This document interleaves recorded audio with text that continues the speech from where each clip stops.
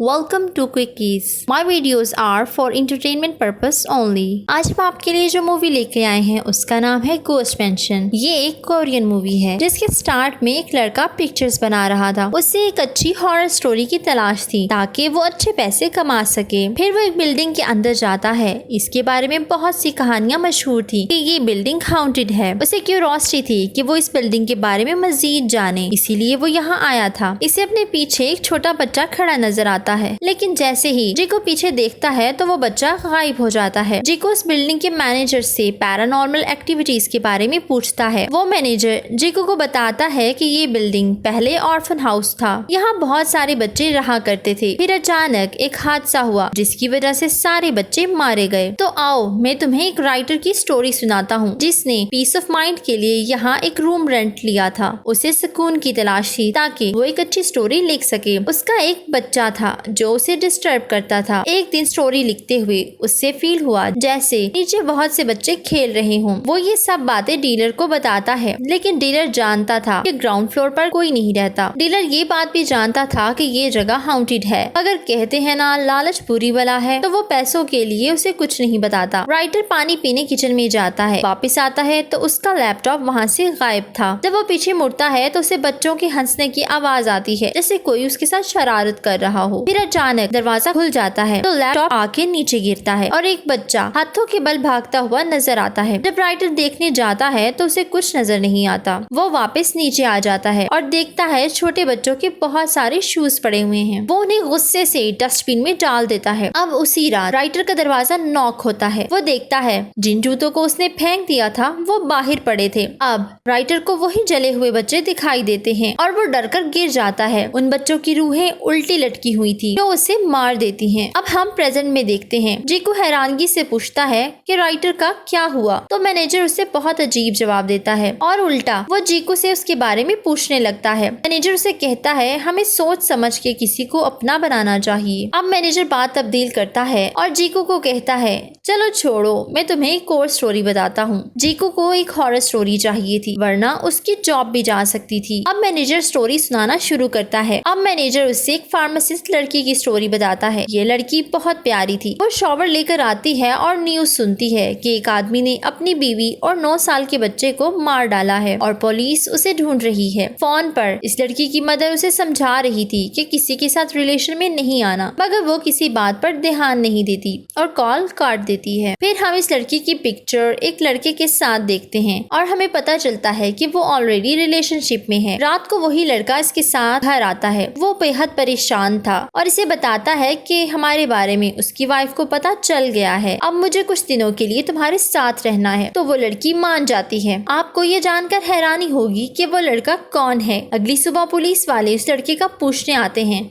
कि क्या तुम इसे जानती हो, इसने अपनी वाइफ और बेटे का कत्ल किया है। तो वो लड़की चुप करके अंदर आ जाती है। वो लड़का शॉवर ले रहा होता है तो ये उसे बताती है कि पुलिस को सब पता चल गया है, हमें यहाँ से भाग जाना चाहिए। लेकिन आगे से कोई रिस्पॉन्स नहीं आता। इतने में डोर नॉक होता है और उसका फ्रेंड घर के बाहर खड़ा था। ये देखकर वो लड़की हैरान हो जाती है कि अगर तुम यहाँ हो तो अंदर कौन है। लेकिन तभी ये भी दिखाया जाता है कि कैसे हथौड़ी से उसने अपनी वाइफ और बेटे को मारा था। सीन एक खौफनाक अंदाज में चेंज होता है। दीवारें खून से भर जाती हैं और वो एक इवल सोल थी और कहता है कि मैंने तुम्हें मना किया था ना, किसी को कुछ नहीं बताना। इसके साथ ही सीन ब्लैक हो जाती है। अब मैनेजर अपनी थर्ड कहानी कुछ इस अंदाज में सुनाता है। ये कहानी उसी डीलर की थी जिसने रूम रेंट पर दिलवाया था। डीलर बैठा खाना खा रहा था और ऐसे फील हो रहा था जैसे वो अपनी बीवी से बातें कर रहा है। मगर हैरानी तो तब होती है जब ये दिखाया जाता है कि ये उसकी वाइफ नहीं बल्कि एक डॉल है, मगर वो उसे अपनी वाइफ की तरह ट्रीट कर रहा था। डीलर बात कर रहा था और साथ ही रैप हुई डेड बॉडी उसकी वाइफ की थी। उसने अपनी वाइफ को मार के उसकी डेड बॉडी को प्लास्टिक में रैप किया था। शायद वो मेंटली अपसेट था या कुछ और था, ये तो आगे पता चलेगा। अब उसे महसूस होता है जैसे सिंक से पानी बाहर आ रहा है, मगर मगर जब वो पीछे मुड़ के देखता है तो लाश गायब और उसका एक हाथ उस सिंक में फंस चुका था। उसकी हालत बहुत खराब हो जाती है। नेक्स्ट सीन में दिखाया जाता है कि डॉल अचानक गिर जाती है। सिंक से आवाजें आने लगती हैं। डॉल की जगह उसकी बीवी की लाश थी। वो डर जाता है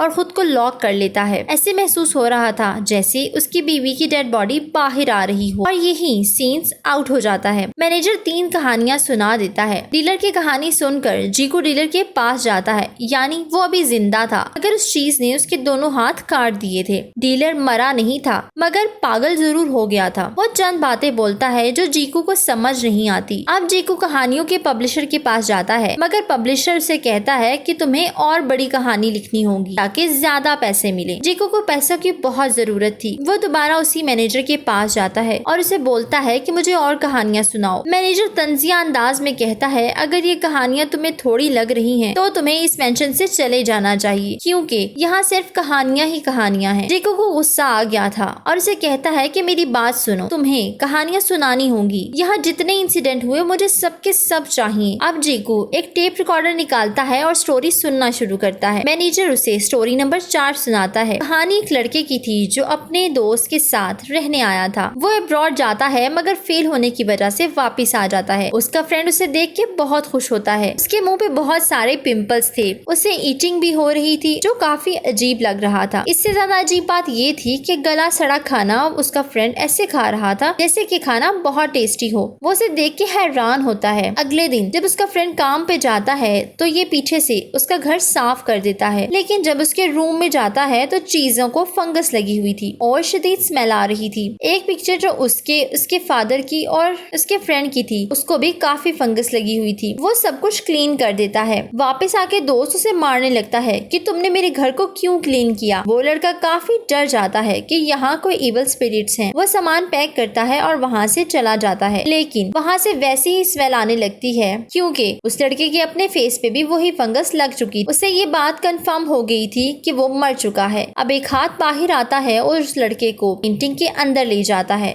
और साथ ही डोर बंद हो जाता है। जीको पूछता है ये पूरी बिल्डिंग किसी कल्ट ने बनाई थी। मैनेजर उसे एक रूम की की देता है कि अगर सच जानना है तो वहाँ चले जाओ, और जीको रूम नंबर 1504 में चला जाता है। ये रूम बिल्कुल लास्ट में था। जब जीको वहाँ पहुँचता है तो उसे एक टेप मिलती है। वो टेप किसी और का नहीं बल्कि उसी मैनेजर का था। अब एक और सीन दिखाया जाता है जहाँ हम जीको की फ्रेंड को देखते हैं। वो जीको के बर्थडे का केक खा रही थी और साथ ही केस की इन्वेस्टिगेशन कर रही थी। एक अजीब और हैरानकुन बात ये थी कि रिकॉर्डिंग में आवाज सिर्फ जीको की थी, मैनेजर की नहीं थी। अब वो समझ आती है कि जीको की जान खतरे में है और इसे बचाने के लिए निकल जाती है। जीको को इस रिकॉर्डिंग से खौफनाक आवाजें आती हैं और फिर आवाज आती है कि सुनो जीको, ये कहानी मैं तुम्हें खुद सुनाता हूँ, यानी ये कहानी मैनेजर की थी। तुम यहाँ कहानी ढूंढने आए हो और मैं यहाँ चोरी करने आया था। अब मैनेजर की कहानी दिखाई जाती है जो कार में अपने फ्रेंड के साथ बैठा था। ये बिल्डिंग किसी ऐसे इंसान ने बनाई थी जो डीमंस की पूजा करता था और इसके पास एक ऐसा रूम था जिसमें बहुत सारे पैसे थे। मैनेजर के फ्रेंड की मदर बीमार थी,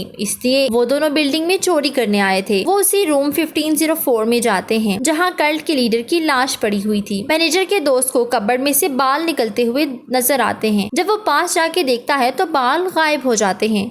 एक और अजीब बात ये थी कि कल्ट के लीडर के पाँव में घुंघरू बंधे हुए थे और पास एक कीड़ा भी था। मैनेजर कहता है इस लाश को दोबारा जिंदा किया जा सकता है। मैनेजर का फ्रेंड कहता है हमें जल्द से जल्द यहाँ से निकल जाना चाहिए। तभी मैनेजर को उस लाश के मुंह से एक चाबी मिलती है जो उस कबर्ड की थी, जिससे मैनेजर के फ्रेंड को कुछ निकलता दिखाई दिया था। जब वो कबर्ड को खोलता है तो इन्हें बहुत सारे पैसे मिलते हैं। ये देखकर वो बहुत खुश होते हैं और चिल्लाना शुरू कर देते हैं, हम अमीर हो गए। तभी इसके फ्रेंड को छन छन की आवाज आती है। जब वो पीछे देखता है तो पहले तो कुछ नजर नहीं आता, मगर दोबारा देखने पर वही लाश खड़ी नजर आती है। उन दोनों ने इस लाश को जिंदा कर दिया था। मैनेजर का दोस्त भाग के कार में बैठ जाता है। मैनेजर भी इसके साथ आ जाता है। मैनेजर उसे कहता है कि क्या तुम इस चीज को देखना चाहते हो जो तुम छोड़ आए हो। तो उसके फ्रेंड की नजर उसके पाँव पे पड़ती है। वो मैनेजर नहीं बल्कि वही लाश थी। वो मैनेजर की शक्ल में आ जाती है और उसे भी मार देती है। इसके बाद सीन शिफ्ट होते हैं जीको पर। उससे भी वही लाश नजर आती है। वो उस कबर्ड में छुप जाता है। वो मैनेजर से कहता है जीको, मैं तुम्हें बहुत मिस करूंगा,